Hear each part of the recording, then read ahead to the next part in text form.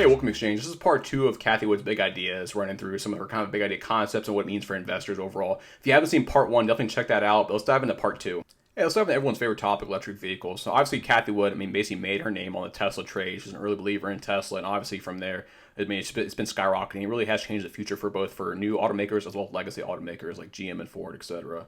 But really, the big change for happening in the really is the Wright's law versus Moore's law. So Moore's law is the idea of basically software doubling every 2 years. This really good idea behind this is like CPUs or GPUs, etc. Wright's law is based on production, so it's not really time based like Moore's law. It's more based on production. So as production ramps up, those costs per unit are going to decrease drastically. And what you've seen right here is the same thing happening in battery costs. So basically, they followed for lithium-ion batteries, which is the top, and then iron batteries, which is your ferrous batteries on the bottom right here. They followed a logarithmic linear scale. So logarithmic, right? All I'm saying here is the vertical axis right here goes up by times 10 every single jump, and it follows a linear curve right there. So it's pretty predictable overall, kind of where batteries are going, assuming there's no actual physical impacts that blunts this. But again, you're seeing a much cheaper iron batteries than lithium-ion batteries. So iron batteries are cheaper though. There are some downsides there too. The downsides are basically overall battery energy density is not quite as high as lithium-ion batteries. But also too, there's also some thermal runaway risk for iron batteries, etc. too. But the thing is that the cost per battery unit is much cheaper. So think about a Tesla itself. You have 20% of the cost basically wrapped up in the battery itself, the battery pack as a whole. So dropping that by even 15-20% that's a massive increase or massive decrease overall for Tesla's actual cost of manufacturing these actual cars themselves, or for any EV manufacturer out there too. Also, for lithium ion, they have nickel and cobalt in them, which are, again, with commodity prices being very volatile right now, those are very expensive. Also, some of that sourcing on that is not as clean or not sustainable source as you would like. Whereas iron is pretty much everywhere. It's very common. It's much cheaper. It's easier to source. So the commodity risk there is not as high for any EV maker to go kind of the iron route for their batteries. But let's check out the actual basic cost comparison. So really this idea behind the cost comparison is this idea by 2023, we have that $25,000 Tesla, $25,000 EV, and really that reached that parity overall. Even before then, even 2021, they were nowhere near the cost of gas-powered vehicles. This might be a little bit early for 2023, but I think by 2025, we're going to see that true first, hey, EV actually come in below cost for the actual basic cost of ownership versus the actual gas-powered vehicles.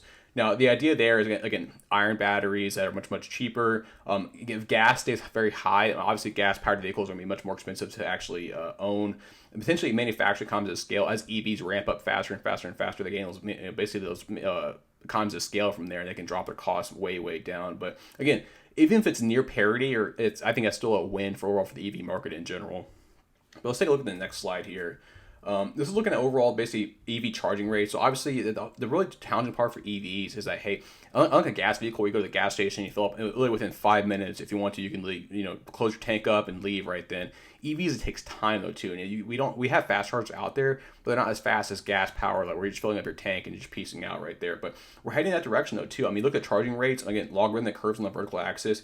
They're saying by 2026 we'll be at that point where it's gonna be much faster, almost 5 to 10x faster than we have right now. So again, it's gonna reach that point where all of a sudden, hey, let's say you're parked for an hour at a charger, all of a sudden now it takes 10 minutes. Maybe not quite as fast as gas vehicles, but it's going to be very close. Where all of a sudden, hey, you go to the bathroom, you buy some snack, etc., come out to your car, it's a fully charged, ready to go for that road trip long term.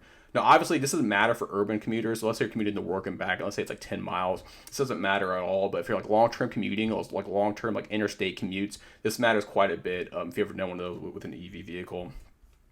But I want to take out one more slide here. Just look at the adoption curve, the S-rate curve of basically battery adoption, or EV adoption, etc. And really right now we're seeing about 100% growth in 2021. We're putting us right here, right around year 6.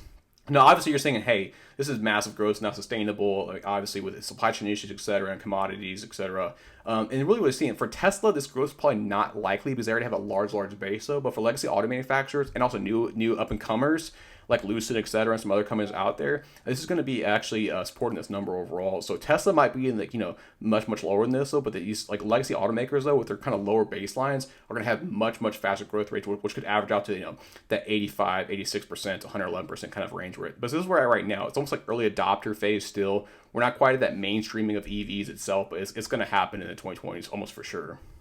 So this is another important one I really see coming in the future right now. We're already trying to see a little bit with computer vision and Lidar. It's autonomous ride hailing. So the idea there is like for your Lyfts or for Ubers, the idea you can ride hail basically a car that come in. It's very, very cheap, very, very cost effective.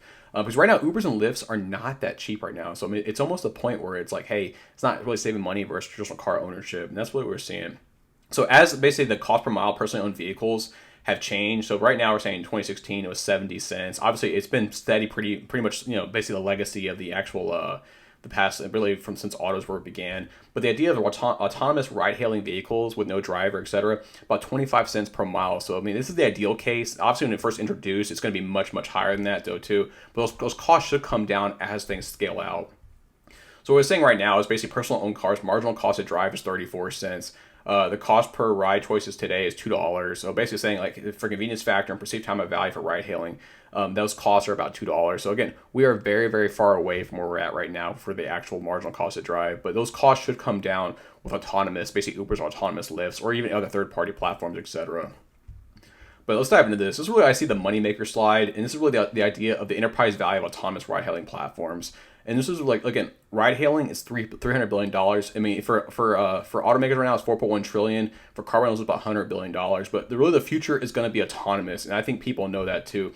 Because you're not going to rent a car if autonomous ride-hailing is very, very fast, very cheap, very efficient. It just makes too much sense financially. Because right now, like ride-hailing is pretty expensive, and car rentals are very, very expensive.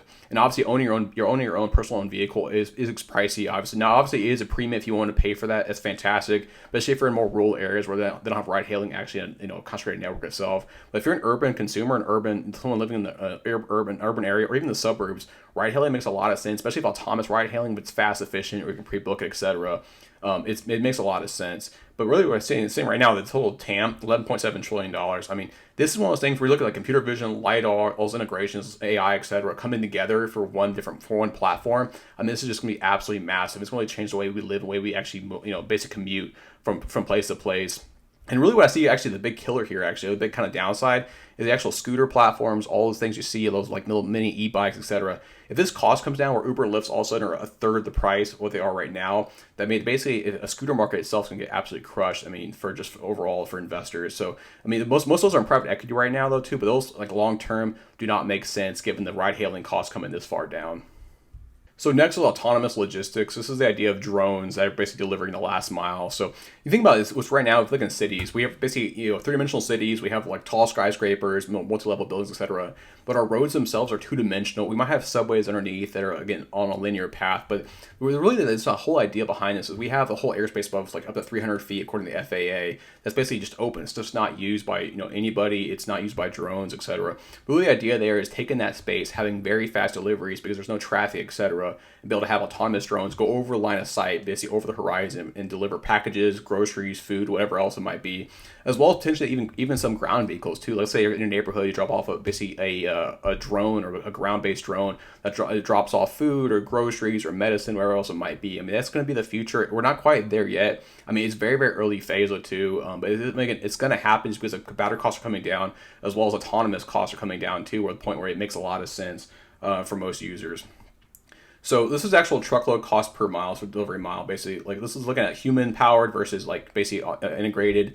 So truckload delivery costs, this is the idea of, hey, taking a semi-truck. Right now we have a massive semi-truck shortage. I think it's like 80,000 truckers across the world, across the US right now. We're actually short drivers. So there's this idea behind this. And this is not necessarily saying, hey, the truck has to actually drive to the city, park in the loading dock, back itself up, and start unloading, etc.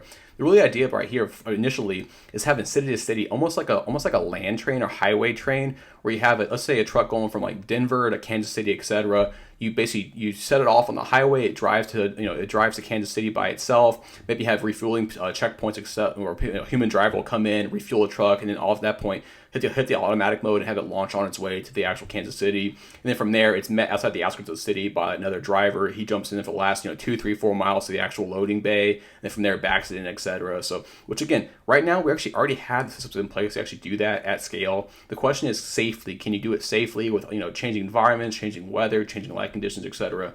But we are very, very close to that right now. So that's why you look at the truckload kind of like cost right now and kind of the shortage we have right now. It's going to change, but also you take one driver, instead of driving one truck for one day, all of a sudden they might drive 20 trucks in a day by dropping off those last 3-4 miles, or maybe refueling 20 trucks in a day. Just, keep them on their way down the actual highway themselves. Local batch delivery costs. This is looking at like overall human drivers, so having like your grocery store drivers like a Safeway or Kroger or HEB, etc. driver drop off your groceries for you. Again, those costs are going to come way, way down, assuming those batch delivery costs are actually, those handoffs are actually coordinated effectively with drones, or with whether it's drones or potentially ground-based vehicles. Again, this is local small item delivery costs. This is almost like your Uber Eats and DoorDash of the world. Can they be dropped off by a drone? If the answer is yes, I mean, the cost will be much, much cheaper within that 2-3 mile radius, etc. Because again, there's no labor cost there's no car cost. The maintenance costs are much, much lower, assuming the battery costs come down and the actual drone itself is not too expensive. Hey, but that's part 2. If you like the video overall, hit the like button down below. Obviously, like the channel, subscribe to the channel, and that's the exchange.